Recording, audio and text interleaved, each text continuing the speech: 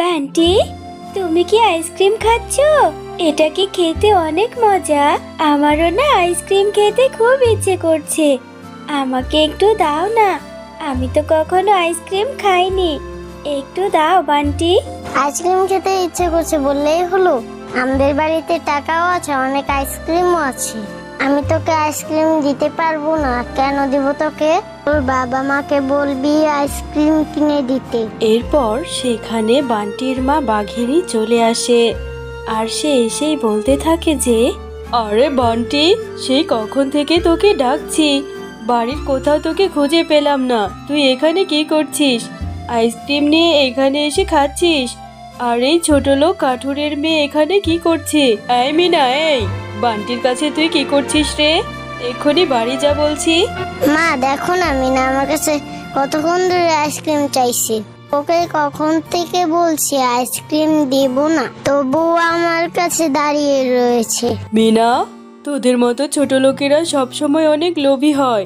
ঠিকই আমার ছেলেকে ভুলিয়ে ভালিয়ে আইসক্রিম খেতে চলে এসেছিস। এখান থেকে চলে যা বলছি। বাঘিনী রানীমা, তুমি আমাকে এভাবে কেন বলছো? তোমাদের তো অনেক টাকা, তোমরা আইসক্রিম কিনে খেতে পারো। আমি কখনো আইসক্রিম খাইনি, আমাদের তো অত টাকা নেই। এই জন্য বান্টির কাছে একটু আইসক্রিম চেয়েছি। ঠিক আছে, আমি চলে যাচ্ছি এক্ষুনি, আর আসবো না বান্টির কাছে। এই কথা বলে মিনা মনটা খারাপ করে সেখান থেকে চলে যায়। বাবা, ও বাবা, আমাকে কি একটা আইসক্রিম কিনে দেবে? আমার না অনেক আইসক্রিম খেতে ইচ্ছে করছে।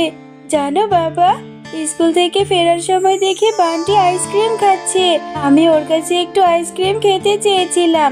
বান্টির মা আর বান্টি আমাকে অনেক কথা শুনিয়ে দিয়েছে। মিনা, একটা আইসক্রিমের দাম অনেক টাকা, কেন বায়না ধরছিস মা? তোর বাবা যে টাকা রোজগার করে সেটা দিয়ে তো আমাদের সংসারটা চালাতেই হিমশিম খেয়ে যাচ্ছি। আর তুই কেন বাঘিনী ও বান্টির কাছে আইসক্রিম খেতে চেয়েছিস? গিন্নি, আমার মেয়েটাকে তুমি এভাবে কেন বলছো? মিনা, তুই চিন্তা করিস না মা, আমার তো রোজগারের অবস্থা ভালো না। হাতে একটু টাকা হলেই আমি তোকে আইসক্রিম কিনে দেবো মা। ঠিক আছে বাবা, আমি আর কখনোই আইসক্রিম খেতে চাইবো না। তোমার কাছে যখন টাকা হবে তুমি আমাকে তখনই আইসক্রিম কিনে দিবে। আমি আর কখনো বলবো না আইসক্রিমের কথা। মিনা, আমি পুকুর ঘাটে জল আনতে যাচ্ছি, তুই কিন্তু বাড়ি থেকে কোথাও যাবি না। এ কথা বলে মিনার মা শেফা শিয়ালিনী পুকুর ঘাটে জল আনতে চলে যায়। আরে, এই পুকুর ঘাটে এই বুড়িটা কি করছে? আবার এখানে দেখছি 1000 টাকার একটা নোটও পড়ে আছে। তাহলে কি এই টাকাটা ওই বুড়িমার? বুড়িমা, ও বুড়িমা, এখানে কি করছেন আপনি? এই যে এখানে টাকা পড়ে আছে, এই টাকাটা কি আপনার? আরে, বুড়িমা তো কথাই বলছে না। এখানে তো বুড়িমা ছাড়া কেউই নেই, তাহলে টাকাগুলো কারই হবে? বুড়িমা, আপনি এদিকে তাকান, কথা বলছেন না কেন? আপনার টাকাটা তো নিয়ে নিন। শিয়ালিনী, আমি এখানে টাকাটা রেখে তোমাকে পরীক্ষা করছিলাম। তোমার মনে সত্যি কোনো লোভ নেই, তুমি অনেক ভালো, তাই আমি তোমাকে সাহায্য করতে চাই। তুমি বলো তোমার কি প্রয়োজন, আমি তোমাকে দিয়ে সেটা সাহায্য করব। আমার তেমন কিছু চাই না পরি, আমি যে একজন হতভাগিনী মা।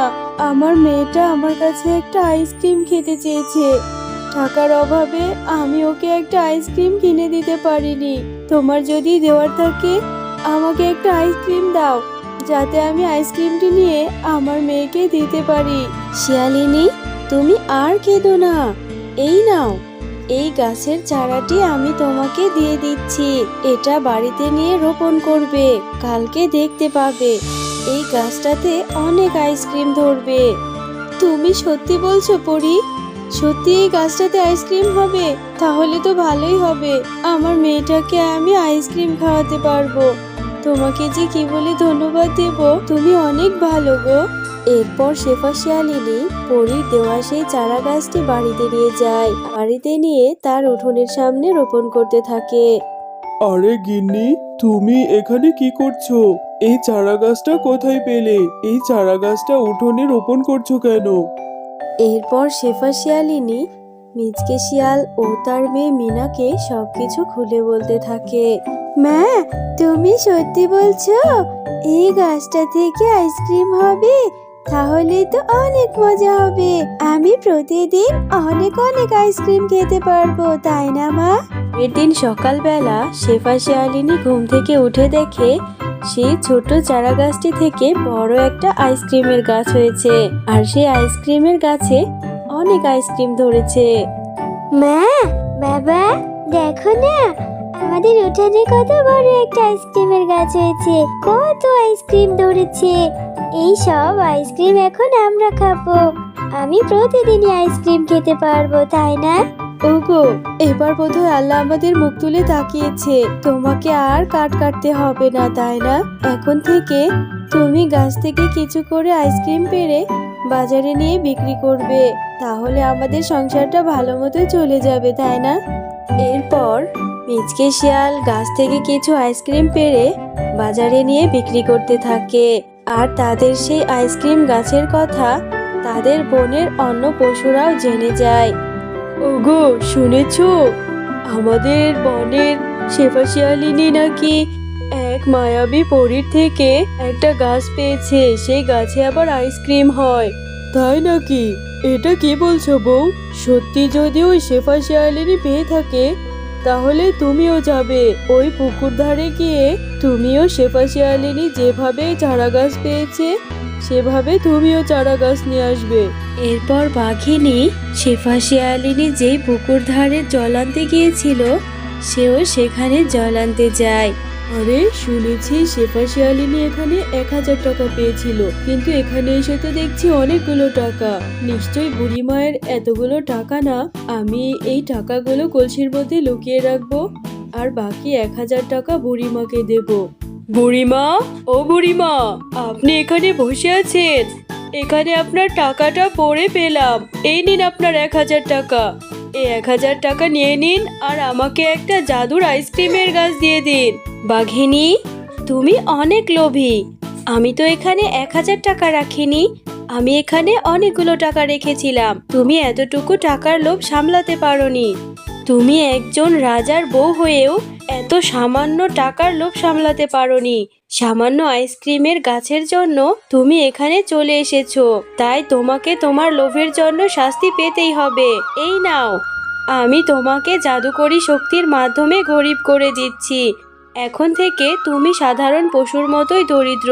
তোমার বাড়িতে রাজপ্রাসাদ, সন্তান, স্বামী সবকিছুই গরিব হয়ে গেছে। পরি, তুমি আমাকে দয়া করে ছেড়ে দাও। তুমি এভাবে আমাকে শাস্তি দিও না। আমি ভুল করেছি। আমি শেফা শিয়ালিনীর সামান্য আইসক্রিমের গাছের লোভে এত কিছু করেছি। আমি আর জীবনে কোনোদিনই লোভ করব না।